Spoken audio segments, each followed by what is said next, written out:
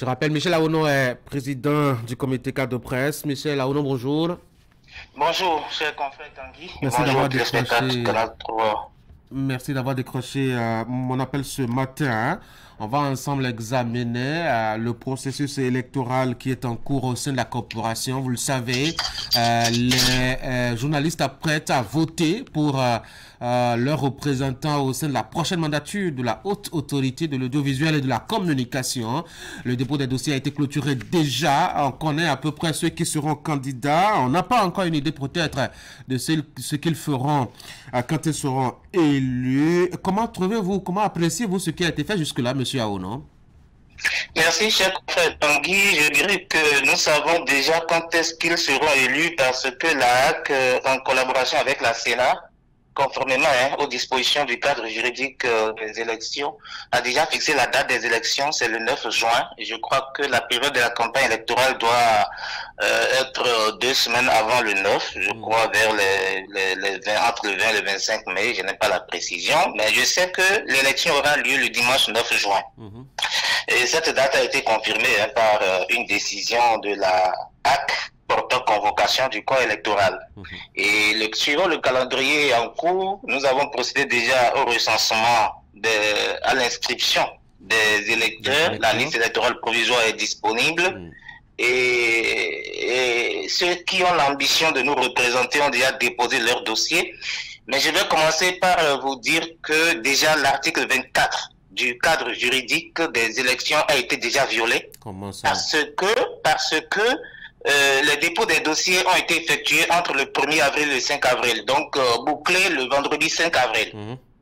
Et l'article 24 du cadre juridique indique que 5 jours ouvrables après cette clôture, les récépissés définitifs de déclaration de candidature doivent être notifiés aux candidats retenus, auquel cas il leur sera signifié le rejet de leur dossier.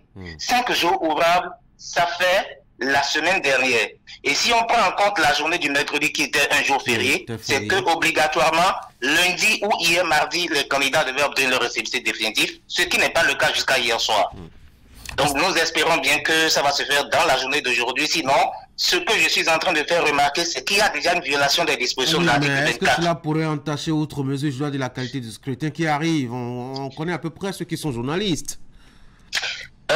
Oui, encore qu'à ce niveau-là aussi, et par rapport à la liste électorale provisoire qui est rendue disponible, je rappelle encore que la liste a été rendue disponible mercredi, qui était aussi un jour férié, alors que le cadre juridique indique que nous avons 72 heures pour faire des observations. 72 heures, ça doit faire, si on considère que mercredi est férié, ça fait jeudi, vendredi, et il faut aussi la journée du lundi, c'est-à-dire la journée du lundi dernier. Alors, par rapport à ça aussi, nous avons constaté qu'il y a des gens qui ne figurent pas dans le fichier électoral, qui se sont retrouvés sur la liste électorale. Nous avons fait les observations que nous avons déjà convoyées au niveau de la HAC. Et à ce niveau-là aussi, c'est la Sénat qui a confectionné les listes. Mais pour déposer les observations, la Sénat nous a fait savoir que c'est à la HAC qu'il faut envoyer les observations. Donc ça nous a paru un peu bizarre parce que c'est la structure qui a confectionné la liste qui peut avoir la main pour faire les corrections dans la liste. Mais on nous a envoyé vers l'autre institution ce que nous avons fait et nous espérons que dans le cadre de la collaboration qu'il y a entre la HAC et la Sénat en ce moment, le nécessaire sera fait pour que, à la liste définitive des électeurs, qu'on ne puisse pas voir des gens sur cette liste qui ne figurent pas dans le fichier électoral. Qu'est-ce que j'appelle fichier électoral? Le fichier électoral, c'est l'ensemble des professionnels des médias détenteurs de la carte de presse. À l'exception, à l'exception des 2 cas qui nous font problème par rapport à nos conseillers qui nous représentent en ce moment et qui sont candidats à leur propre succession. En dehors de ces cas, je ne parle pas de ce cas parce que c'est des cas que nous avons évoqués devant les juridictions et donc je ne parle pas de ces cas-là maintenant, mais je parle des autres professionnels des médias qui ne figurent pas dans le fichier électoral, c'est-à-dire n'ayant pas la preuve qu'ils sont détenteurs de la carte de presse ou éligibles à la carte de presse, mais qui se sont retrouvés sur la liste. Nous avons essayé d'esquiper tout ça et nous avons mis dans des observations que nous avons déjà convoyées à la HAC. Il y a une chose qui vous embête justement, au-delà des 2 cas que vous aviez cités, l'exigence en tout cas pour l'inscription sur les listes électorales d'avoir approuvé qu'on est journaliste, et vous pensez qu'il faut privilégier la carte de presse avec les difficultés qu'on a connues par le passé, le mécanisme de délivrance de la carte de presse. Est-ce que vous ne pensez pas que votre exigence est un peu de trop? Non, ce n'est pas de trop. La belle preuve, la HAC a fini par accéder à notre requête parce que pour aller s'inscrire sur les listes électorales, il faut fournir d'abord la carte de presse, si vous l'avez déjà, ou vous donner la preuve que vous êtes déjà éligible, c'est-à-dire que vous figurez sur une décision rendue par la HAC portant sur les éligibles à la carte de presse. C'est accessoirement à ça que la HAC a demandé le CIP. Est-ce que vous comprenez? Ce qui veut dire que ce qu'on retient maintenant, c'est que la HAC a fini par comprendre qu'il faut forcément la carte de presse pour identifier l'acteur des médias. Et nous sommes déjà satisfaits par rapport à ça.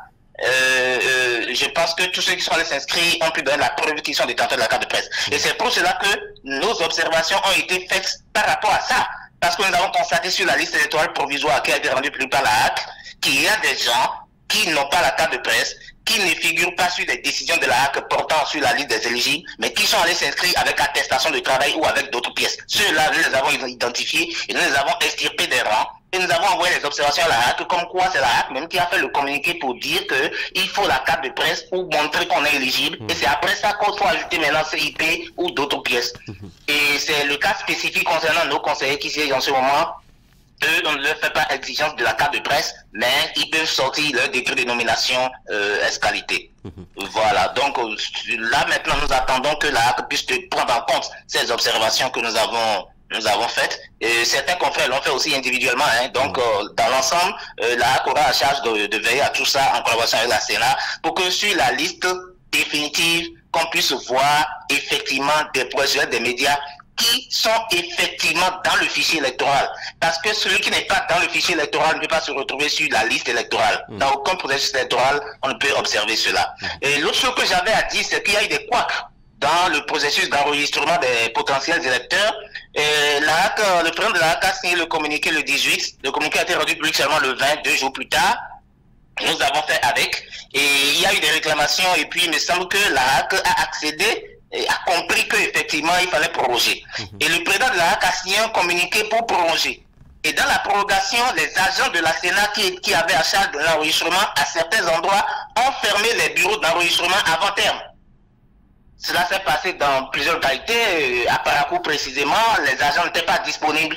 Or, des projets de médias sont rendus à l'antenne régionale, par exemple, pour l'enregistrement. On constate que les agents n'étaient pas là. Et cela a été signalé. Et le dernier jour, carrément, certains ont décidé de ne pas se présenter pour recevoir les enregistrements. Alors qu'il y avait des professionnels des médias qui voulaient profiter de cette période de prorogation pour se faire enregistrer. Cela s'est fait remarquer par endroit. Et l'autre chose que nous avons remarqué par endroit, c'est que les agents de la Sénat qui ont fait le recensement ont accepté de prendre attestation de travail chez certaines personnes pour les faire enrôler. Nous avons dénoncé ça là aussi. Et je pense que ça fait partie des observations dont la Sénat et la HAC pourront tenir compte. Oui, la HAC pourrait, en tout cas, pour les jours à venir, se prononcer sur ces différents cas-là. Pour le reste du processus électoral... Mais ce ne sont pas des difficultés qui sont de nature à entacher... Justement, c'est ce que j'allais vous faire. C'est ce que j'allais vous faire comme question. Quelle est votre opinion, quelle est votre perception de la suite du processus tel qu'il se déroule actuellement? Ce qui se passe actuellement, moi je pense que comme la liste électorale provisoire est déjà disponible et qu'il est donné aux potentiels électeurs ou aux candidats de faire leurs observations, la HAC a reçu les observations, je pense que la HAC va transmettre ça à la Sénat et quand nous aurons la liste électorale définitive, on saura qui sont ceux qui sont les électeurs et puis quand les candidats, on va leur notifier leur récépissé définitif de candidature, là nous saurons maintenant qui sont les candidats et qui sont les électeurs et c'est ces deux parties-là qui font une élection. Donc nous espérons très bien qu'au cours de cette semaine que tout ceci soit vidé. Une dernière curiosité, le temps de vous laisser vaquer à d'autres occupations, même si on n'a pas encore commencé la campagne électorale. En tout cas, on votera pour ceux qui vont représenter la presse pour la prochaine mandature de la HAC. Vous avez longtemps défendu la valorisation de la carte de presse. Avec la configuration de la HAC et surtout la faiblesse numérique des représentants des journalistes au sein de cette institution, pensez-vous véritablement que il pourrait avoir comme priorité cette valorisation-là, ceux qui vont s'installer pour la prochaine mandature? Je pense que nous aurons le temps de poser la question aux uns aux autres au cours de la période de la campagne électorale. Parce que ce que nous voulons, c'est que nous puissions avoir au sein de la HAC des conseillers qui s'occupent véritablement des chantiers de la corporation parce que eux, ils tirent leur légitimité de leurs confrères. Donc, l'infériorité numérique dont vous parlez, je pense que ce n'est pas un problème. C'est une question de négociation, de leadership et de disponibilité aussi. Un conseiller à la HAC, ce qu'il peut faire, c'est de faire en sorte que les journalistes puissent obtenir leur carte de presse, le renouvellement et la première attribution à temps. Nous estimons qu'il est inconcevable que la corporation puisse avoir des représentants au sein de l'institution et que l'institution bloque nos cartes de presse.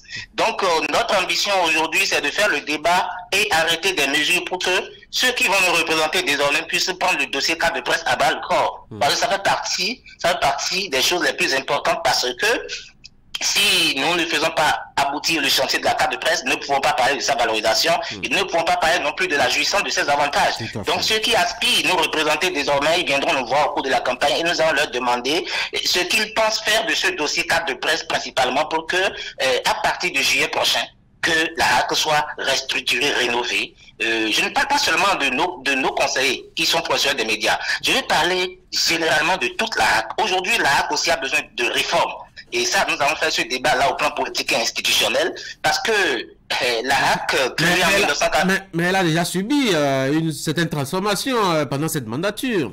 C'est d'ailleurs cela qui favorise le retour en compétition de ceux qui ont fait la mandature précédente.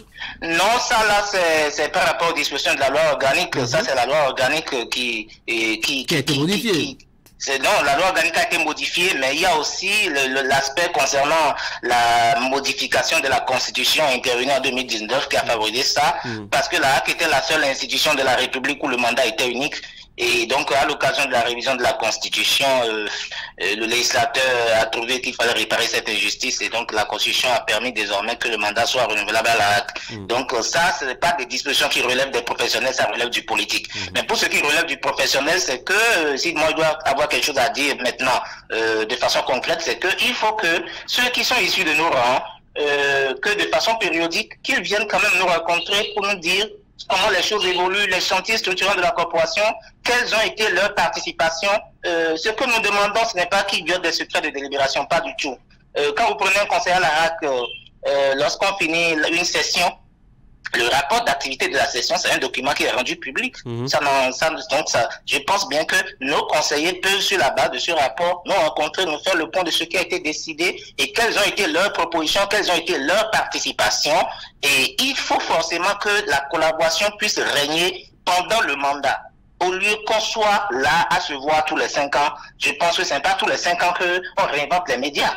Donc les médias fonctionnent tous les jours. Par conséquent, ceux qui représentent les professionnels des médias doivent garder le contact avec la base parce que eux, ils tirent leur légitimité de ceux qui les ont portés au sein de l'institution pour défendre les dossiers de la corporation. Ce n'est pas pour rien que le constituant a prévu que c'est pas pour rien que le législateur a prévu que dans l'institution qu'il y ait des représentants des acteurs. C'est parce qu'on a estimé que l'institution traite des sujets liés aux médias. Donc il faut que les acteurs soient représentés. Je trouve que c'est une bonne chose. Et que la prochaine RAC puisse avoir une oreille attentive pour nous écouter et qu'il y ait plus de flexibilité aussi dans les rapports et que la RAC collabore effectivement avec les associations.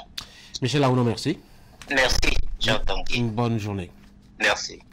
Retour à Cotonou. On va maintenant voir si ce que je ne comprends pas est prêt avec notamment Franck Aounou qui nous livre justement cette rubrique précisément le mercredi. On fait un tour là-bas puis on revient pour recevoir au téléphone Jacques Débé qui va nous parler de cherté du maïs sur le marché béninois. Qu'est-ce qui se passe et quelles sont les raisons qu'on peut identifier à cela? Élément de réponse tout à l'heure. Voici avant cela ce que je ne comprends pas.